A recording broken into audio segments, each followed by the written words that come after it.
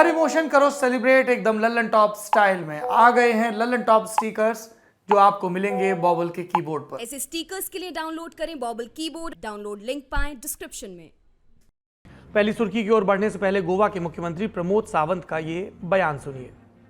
भारत जोड़ो यात्रा स्टार्ट की थी। मुझे लगता है गोवा से कांग्रेस छोड़ो यात्रा स्टार्ट हो चुकी है। इसी तरह से पूरे देश भर में कन्याकुमारी से लेकर कश्मीर तक सभी लोग कांग्रेस को थोड़े थोड़े छोड़ रहे थे, अभी लमसम में छोड़ रहे हैं। इसी तरह से पूरे सभी छोड़ के भारतीय जनता पार्टी या बाकी जो राष्ट्रहित वाली पार्टी को जुड़ेंगे। कांग्रेस की भारत जोड़ो यात्रा पर मुख्यमंत्री सावंत ने ये तंज इसलिए कसा क्योंकि गोवा में कांग्रेस के 11 विधायकों में से 8 विधायक बीजेपी में शामिल हो गए हैं। इन विधायकों में पूर्व मुख्यमंत्री दिगंबर कामत और गोवा विधानसभा में विपक्ष के नेता माइकल लोबो भी शामिल हैं। बीजेपी में आने से पहले सभी 8 विधायकों ने मुख्यमंत्री प्रमोद सावंत से मुलाकात भी की। इस उलटफेर के बाद गोवा में कांग्रेस के अब सिर्फ 3 विधायक बचे हैं। राज्य में कांग्रेस विधायकों ने यह बगावत तब की जब राहुल गांधी देश भर में भारत जोड़ो यात्रा कर रहे हैं।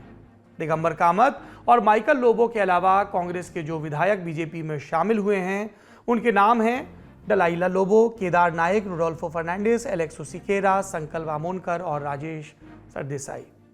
कांग्रेस पहले ही कामत और माइकल लोबो पर पार्टी विरोधी गतिविधियों का आरोप लगाते हुए स्पीकर से उन्हें अयोग्य ठहराने की मांग कर चुकी है। जुलाई में कांग्रेस ने दोनों पर विधायकों को तोड़ने का आरोप लगाया था। ये मामला अभी लंबित है। माइकल लोबो ने ही गोवा चुनाव में कांग्रेस के कैंपेन का नेतृत्व किया था। वो गोवा में विधानसभा चुनाव से ठीक पहले बीजेपी छोड़कर कांग्रेस में शामिल हुए थे, अब फिर से बीजेपी में लौट आए। इस मामले पर कांग्रेस नेता पवन खेड़ा ने बीजेपी को घेरते हुए कहा कि आज भाजपा ने फिर साबित कर दिया कि वह सिर्फ तोड़ना जानती है। हमारी भारत जोड़ो यात्रा से बौखलाई भाजपा ने गोवा में ऑपरेशन कीचड़ को अंजाम दिया। भारत देख रहा है। खेड़ा का नाराज होना लाजमी है, लेकिन यहाँ एक मजेदार बात का उल्लेख भी जरूरी है। गोवा में हर पार्टी के विधायक इधर से उधर और उधर से इधर होने के लिए बदनाम है। इसीलिए चुनाव से पहले जनवरी के आखिरी हफ्ते में कांग्रेस अपने प्रत्याशियों को पणजी के महालक्ष्मी मंदिर, बेम्बोलिम के होली क्रॉस श्राइन और बेतिम के हमजा शाह दरगाह ले गई थी, जहां इन्होंने कसम खाई थी कि अगर ये चुन लिए गए तो पार्टी में ही कार्यकाल पूरा करेंगे, दल बदल नहीं करेंगे। अब अगर इसे इंसान और भगवान के बीच एक सौदा माना जाए तो भगवान ने तो अपना वादा पूरा किया, लेकिन इंसान ने कन्नी काट ली। अब हो सकता है कि भगवान कहें, लगता है मेरी ही तपस्या में कोई कमी रह गई थी। गोवा में आज इतने बड़े राजनीतिक फेरबदल के बाद बीजेपी सरकार के समर्थन में 33 विधायक आ गए हैं। गोवा विधानसभा में 40 सीटें हैं। बीजेपी ने 20 पर जीत हासिल कर सरकार बनाई थी। सावंत सरकार को महाराष्ट्रवादी गोमंतक पार्टी यानी एमजीपी के 2 और 3 निर्दलीय विधायकों का समर्थन पहले से हासिल था। अब विपक्ष में कांग्रेस के 3, आम आदमी पार्टी के 2, गोवा फॉरवर्ड पार्टी और रिवोल्यूशनरी गोवंस पार्टी के 1 विधायक हैं। गोवा कांग्रेस में ठीक इसी तरह की बगावत 2017 विधानसभा चुनाव के बाद भी हुई थी। जुलाई 2019 में कांग्रेस के 10 विधायक बीजेपी में चले गए थे। 2017 के चुनाव की बात करें तो कांग्रेस 17 सीट जीतकर सबसे बड़ी पार्टी बनी थी, फिर भी सरकार नहीं बना पाई थी। 13 सीट जीतने वाली बीजेपी ने निर्दलीय और क्षेत्रीय दलों के सहयोग से सरकार बना ली थी। वैसे जाते जाते ये भी बता दें कि गोवा के इस उठापटक के सूत्र लोग गुवाहाटी में खोज रहे हैं। अगली सुर्खी का रुख करते हैं। इसका संबंध है एक राहत देने वाली खबर से। उद्योग एवं वाणिज्य मंत्रालय ने अगस्त 2022 के लिए थोक महंगाई के आंकड़े जारी किए हैं। इसके मुताबिक अगस्त में थोक महंगाई कुछ घटकर 12.41% रही। घटने की बात क्यों कही, आपको बीते महीनों के आंकड़े देखकर समझ में आ जाएगा। मई में 16.63, जून में 16.23, जुलाई में 13.93, अगस्त में 12.41%। ये सारे आंकड़े फीसदी में हैं। ईंधन, स्टील, अनाज आदि के मामले में फैक्ट्री गेट पर जो थोक भाव होता है उसके आधार पर होलसेल प्राइस इंडेक्स यानी कि WPI तैयार किया जाता है। यही WPI थोक महंगाई का सूचकांक है। अभी हमने जो आंकड़े बताए उनके मुताबिक 3 महीनों में थोक महंगाई 3.5% के करीब कम हुई, लेकिन चिंता की बात यह है कि बीते 17 महीनों से ये डबल डिजिट में बनी हुई है। जुलाई 2022 के आंकड़ों से तुलना करने पर मालूम चलता है कि ईंधन के दामों में कुछ राहत मिली है, लेकिन खाने पीने की चीज़ों में दाम अब भी ज़्यादा बने हुए हैं। मिसाल के लिए सब्जियों के थोक दाम 22.29% बढ़ गए हैं। 12 सितंबर को लल्लन टॉप शो में आपने जाना था कि अगस्त 2022 के लिए खुदरा महंगाई बढ़कर 7% तक पहुंच गई थी। ऐसे में आप कंफ्यूज हो सकते हैं कि भैया जब थोक महंगाई घट रही है तो खुदरा महंगाई बढ़ कैसे रही है। तो इसका एक लाइन में जवाब यह है कि थोक महंगाई और खुदरा महंगाई साथ साथ बढ़ें या घटें ऐसा ज़रूरी नहीं। और ज़रूरी क्यों नहीं, अगर आप ये भी जानना चाहते हैं तो आपको 12 सितंबर का खर्चा पानी देखना पड़ेगा। आपको ललन टॉप का ये रोज़ाना शो है जिसमें आर्थिक मामलों पर बात करते हैं। आज के शो के डिस्क्रिप्शन में इसका लिंक भी मिल जाएगा। हम इतना बता सकते हैं आज कि जिस तरह खुदरा महंगाई के लिए 4% को आदर्श माना जाता है, उसी तरह थोक महंगाई के लिए कोई आदर्श स्थिति नहीं है, लेकिन भारतीय बाजारों पर नजर रखने वाले जानकार मानते हैं कि थोक महंगाई 10% के आसपास रहे तो उसे संतोषजनक माना जाएगा। इस हिसाब से फिलहाल थोक महंगाई ऊपर चल रही है संतुष्टि की राह से और उस आंकड़े से भी।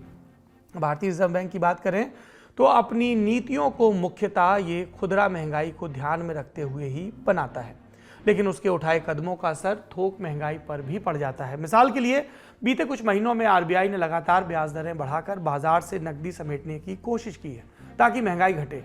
इसका थोड़ा थोड़ा असर अब थोक महंगाई के घटने में दिख रहा है, लेकिन अभी रास्ता बहुत लंबा है। आम ग्राहकों को राहत मिलने में अभी कुछ वक्त लग जाएगा। अगली सुर्खी, इसका संबंध है आर्थिक रूप से कमजोर वर्ग को मिले आरक्षण को सुप्रीम कोर्ट में मिली चुनौती से। सरकारी नौकरियों और शिक्षण संस्थानों में जो 10% ईडब्ल्यूएस कोटा मिलने लगा है, उसके लिए नरेंद्र मोदी सरकार ने जनवरी 2019 में संविधान संशोधन नंबर 103 पास करवाया था। मुख्य मकसद था संविधान के अनुच्छेद 15 और 16 में बदलाव करना। जैसा कि दर्शक जानते हैं, अनुच्छेद 15 कहता है कि धर्म, नस्ल, जाति, लिंग या जन्म के आधार पर भेदभाव वर्जित है और अनुच्छेद 16 कहता है कि राज्य द्वारा दी जाने वाली नौकरियों में सभी को बराबर मौका मिलेगा। भारत में अनुसूचित जाति, जनजाति और अन्य पिछड़ा वर्ग को दिए गए आरक्षण के लिए अनुच्छेद 15 और 16 में व्यवस्था की गई थी। यही काम ईडब्ल्यूएस कोटे के संबंध में भी किया गया, लेकिन जब से यह कदम उठाया गया है तभी से विवादों में है। पहला विवाद तो इसी बात को लेकर था कि संसद में पेश करने से पहले इस कानून का मसौदा तैयार करने में क्या नियत प्रक्रिया का पालन हुआ या नहीं। भारत में प्री लेजिस्लेटिव कंसल्टेशन पॉलिसी है, जिसके तहत कानून बनाने से पहले संबद्ध मंत्रालयों के बीच विस्तृत विचार विमर्श होना चाहिए और इसका रिकॉर्ड भी रखना होता है। इसके बाद मसौदे पर आम लोगों से सुझाव मांगे जाते हैं। इन सब के बाद में फाइल केंद्रीय कैबिनेट के पास जाती है, जो इसे संसद में पेश करने या न करने का फैसला लेता है। आरोप है कि इस प्रक्रिया को बस नाम भर के लिए पूरा किया गया। मिसाल के लिए सरकार कहती तो है कि विधि मंत्रालय से भी चर्चा हुई थी, लेकिन उसका रिकॉर्ड नहीं मिलता।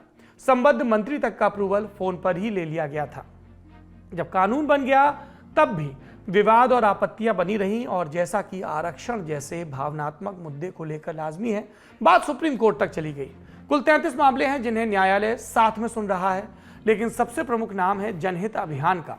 इन सब ने संशोधन नंबर 103 की संवैधानिकता को चुनौती दी है, यानी जिस कानून से ईडब्ल्यूएस कोटे का रास्ता खुला उसी को खत्म करने की मांग की गई है।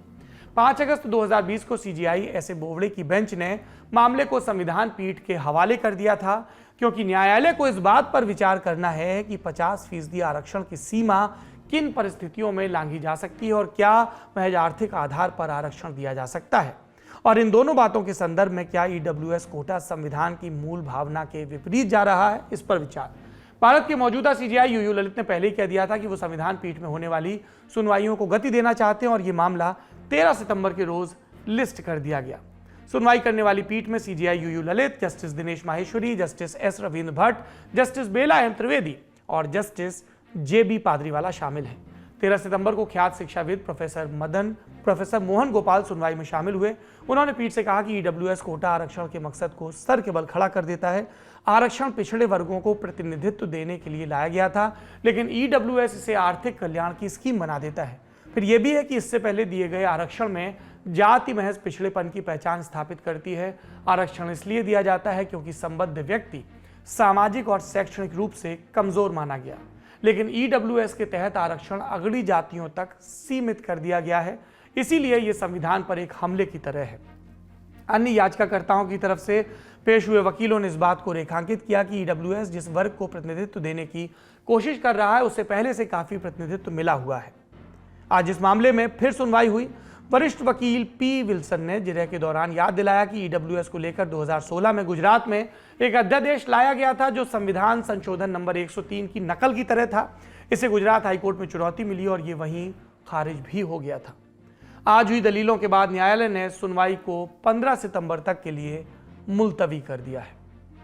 आखिरी सुर्खी, 15 और 16 सितंबर को उज्बेकिस्तान के समरकंद शहर में शंघाई कोऑपरेशन ऑर्गेनाइजेशन यानी एससीओ समिट होगी, यानी बैठक होगी। इसमें कुल 8 मेंबर हैं permanent, Tajikistan, Uzbekistan, Kyrgyzstan, Kazakhstan, रूस, चीन और भारत।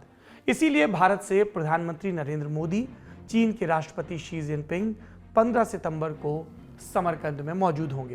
क्षेत्रीय सहयोग बढ़ाने, आतंकवाद पर नकेल कसने आदि पर जो बैठकें होंगी उसमें ये दोनों नेता शामिल होंगे। अभी ये साफ नहीं कि क्या दोनों के बीच कोई द्विपक्षीय वार्ता भी होगी। दरअसल इसकी उम्मीद इसलिए जगी क्योंकि एससीओ समिट से ठीक 2 दिन पहले लद्दाख में भारत और चीन के बीच तनाव एक और बिंदु पर कम हो गया। पेट्रोल पॉइंट 15 यानी गोगरा पोस्ट हॉट स्प्रिंग इलाके में डिसएंगेजमेंट हुआ है, यानी सेनाएं कुछ पीछे हटी हैं।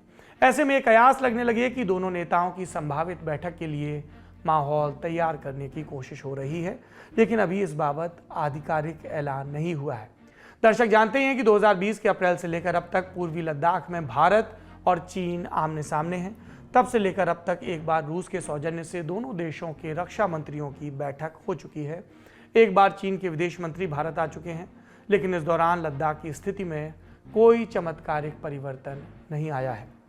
बावजूद इसके एक्सपर्ट्स मानते हैं कि दोनों नेताओं की बैठक होती है तो ये अच्छी बात होगी। चर्चा ये भी है कि इस मीटिंग के दौरान, एससीओ की मीटिंग के दौरान भारत और पाकिस्तान के मुखिया भी मिल सकते हैं। और खबर तो ये भी है कि ईरान से जो तेल आयात के प्रतिबंध हैं उसमें भी कुछ रियायत दी जा सकती है। अमेरिका के सैंक्शंस लगाने के बाद हमने ईरान से तेल लेना बंद कर दिया था और फिर अब रूस को लेकर सैंक्शंस लग रहे हैं, पर भारत को अपनी ऊर्जा ज़रूरतों का भी ध्यान रखना है। इसलिए बैकडोर से ये बातचीत चल रही है जो अब औपचारिक भी हो सकती है।